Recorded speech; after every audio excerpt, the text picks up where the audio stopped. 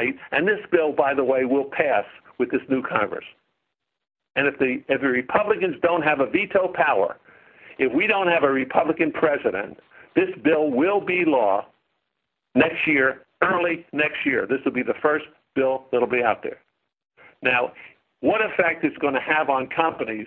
Well, I would say that anybody who manufactures a product or has a service that can be done outside the country should move it out as quickly as possible. I think that we'll lose Toyota. I think we'll lose Daimler-Benz. These companies will all pull out of this country. It means jobs, and it means that the economic benefits that are coming to us now will be lost in the future. There's no company that's immune to it. Nursing homes, hospitality, what's ever left of manufacturing. I love it. The only ones I love is the fact that they'll probably go after law firms and accounting firms as well. When you think about all these people that work at these firms, all your firms, by the way, the Merrill Lynches of the world, you'll all be unionized also. Goodbye to the 12-hour working around the clock. There'll be really strict work rules. Everybody's going to be unionized. This will take 5, 6, 7, 8 years to accomplish. They're going to grab the low-hanging fruit first. And the worst thing of it, and here is the subtle thing. Rick, what is the number that for union dues when this happens? How much money will go out? Will come into the union coffers?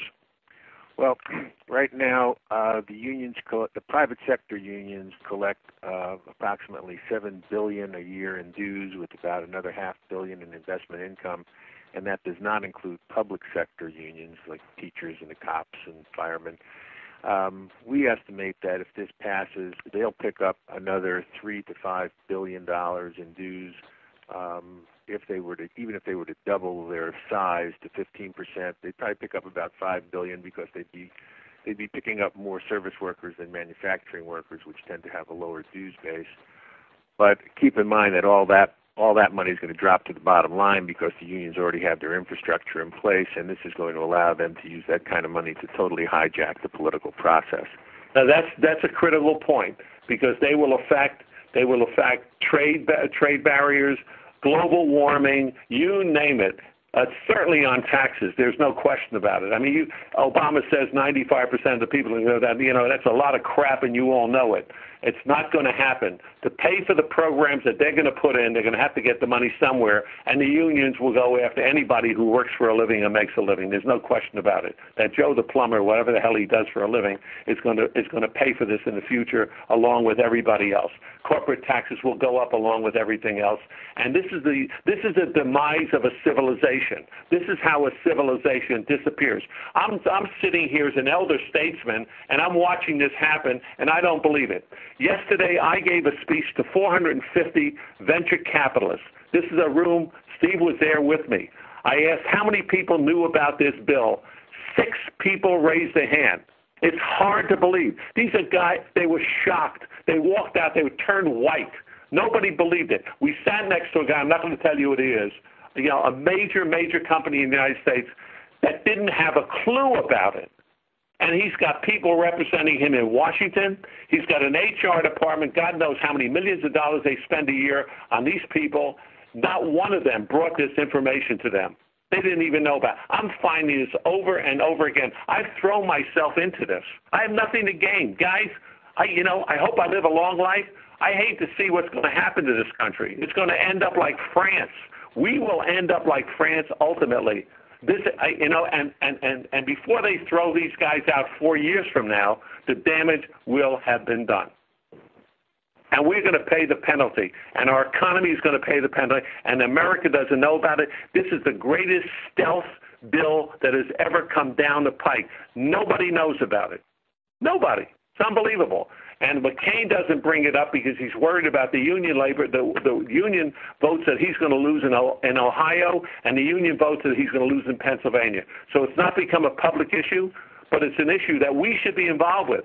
All of us that are involved with business, that understand business and care about the future growth and well-being of this country should be involved with this bill. Do you want to talk about, we need to get to Now, now let me tell you what the issue is. And this, all of you represent companies, and I think you have to go back to companies. By the way, don't be shocked if you find out that companies don't have a clue about it. And by the way, only talk to the CEOs, because it's, in most cases, nobody else knows about it, and nobody really cares about it. No one wants to touch it. It is going to cost money. There are certain, if we, and I say we as Americans, and by the way, it's interesting. Steve and I have had a conversation the last 2 weeks about a major Democratic contributor, who called me out of the blue and said, this is going to destroy America. This guy is a multi-billion-dollar company, and they have given $1 million to Obama campaign. He wants to know how to stop this thing, how to stop it. The way to stop it is to have enough Republican Senate votes to have a filibuster. That's the only way you're going to be able to stop this. Without this, it's law. It's a done deal. So, and that's why Rick Berman is here. Rick, why don't you talk for a second about this? Thanks, Bernie. Well, when I was introduced as having a public relations firm. What you guys might not know is I'm a labor lawyer by background. I used to be the director of labor law for the U.S. Chamber of Commerce. I was a labor lawyer for Bethlehem Steel, for the Dana Corporation, Pillsbury, and I got involved in this issue half because of our communications ability and half because of the labor law. Everything Bernie has told you is true. The worst part about this is, as he indicated, the HR people in a lot of these companies have never had to deal with unions, and I'm talking about service industries, healthcare, restaurants, hotels. Actually, any job that can't be offshored is the target right now. The offshore experience of auto, et cetera, has taught the unions that the way to get people organized is to organize them in businesses where the job can't go away. And so the Teamsters in trucking is another area. Construction is another area. And what we're doing up until now is trying to get people to understand the significance of this. But inside the corporations, obviously it's hard to get to the CEO, and it's not coming bottom up because the HR people in these businesses have largely been concerned with things like recruiting and training and diversity and benefits and compensation, and they don't think labor relations. Long story short, everything that Bernie said about people being blindsided by this is true, and they don't really understand the collateral damage of this kind of money being collected by organized labor and then being dumped back into the political process, not only at the federal level, but at the state level. Ballot initiatives in half of the states are available, and if you put something on the ballot, typically the person, or I should say the institution that prevails, is the one that has the best public relations campaign. And the unions are going to have literally billions of dollars that have been unavailable up until now to affect these elections and these ballot initiatives all the way down to the local level, to the school board level when it comes to education reform. And it is true that the secret ballot disappears. It is true that when unions go to an election, and you will hear, if you look at any of the writing on this, you will hear the union saying they're not taking away the secret ballot, they're only adding another procedure so that they could either have the secret ballot election after they collect the cards, or they could just use the cards effectively as the vote. Under the law, they can call an election after you receive cards from 30% of the targeted employees. But unions never go to an election with only 30% because they understand that's not a very good showing of interest. Typically, the unions will not go to an election until they've got 60 to 70% of the employees signing cards, and that gives them a cushion so that when they go to a vote, even though they know some of those cards are being signed under duress, they figure they may still have enough to win. In those situations where they pick up 60 to 70% of the people signing cards, they still lose about half the elections. Under the procedure that is now going to be available to them, as soon as they get 50% of the cards, or a majority, 50% plus one, those cards become the vote. And so, as you can imagine, they would never call for a secret ballot election that they might lose half of the time when they will win 100% of the time just based on those cards. The biggest concern is everything that Bernie spoke about. It's compensation issues. It is, in fact, benefits. It is job descriptions where the unions typically try to break a job into two or take two jobs and break them into three so that certain people can't do certain tasks. And that, of course, makes the business less efficient. And in making it less efficient, there are more people paying dues to the union. And in retail, when you do have a lot of people spinning through jobs, maybe one job might have 2 or 3 people in it during the year, that's a good thing for the union as well, because there are initiation fees in lots of unions, and of course every new person that comes in pays a new initiation fee. My concern, as is Bernie's, we have 2 websites out there if some of you want to get more information. One of them is unionfacts, FACTS.com. The other is employeefreedom.org. We have worked with a lot of companies in trying to get this message out, and I agree with Bernie that if there are not enough Republicans operating as a firewall after this election, it is going to be very difficult to hold the line. The only way after these elections, if we don't have a filibuster-proof Senate, is to make this so hot for some Democrats. Mary Landrieu from Louisiana would be one. There is a possibility, and I would tell you it's a remote possibility, to make this issue so hot in some states that even a Democrat who is up for election in 2010 has to think twice about whether or not they're going to let this thing go by. But I'm not certain that it's doable. This was an issue in 1978 in the Carter administration. The unions fought like hell to get this thing through. And I will tell you that it was the most contentious labor law fight in modern history in 1978, and they came within one vote of getting it through the Senate, and they got blocked, and here we are 30 years later.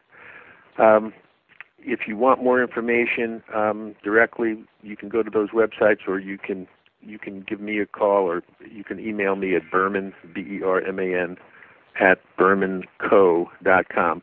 The last thing I will tell you is that we have mounted the largest public education effort on this in the target states where there are Senate races that are still in play. The Oregon race, the Minnesota race, the North Carolina race are all still in play. Kentucky is in play. Mississippi is in play. If all of those fell on the Republican side, we would win. If they go the other way, we will lose. And we've already spent close to $20 million with an advertising campaign in those states as well as some others. But it is nothing compared to what the unions are dumping into these elections. Bernie, I'll shut up at that point. Okay.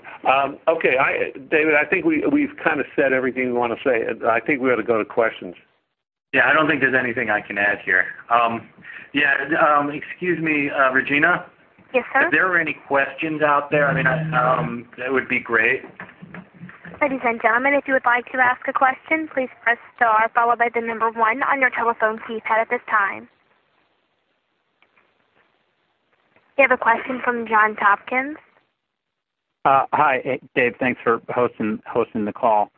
And Bernie, I think it would help if you were more passionate. Just kidding. Well, I took a tranquilizer this morning to calm myself down. So I have 2 questions. One is there a differentiation between part-time and full-time workers? So that would be the first one in terms of vote, or is it one person, one vote, regardless of status, or one person, one card signed, I guess? That's the first piece. And then the second piece is if you put yourself in the shoes of a retailer and you were and this law, as you've outlined, gets approved and is kind of the way things are going forward, how would you play your hand going forward? And specifically, that first store gets organized or collection of stores gets organized.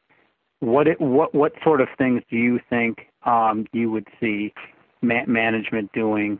Would they just be rolling over and just kind of? No, I in my lifetime have been involved with a union retailers. I will tell you from a retail standpoint, many years ago when I ran Handy Dan, my northern division was unionized. Our profits were less.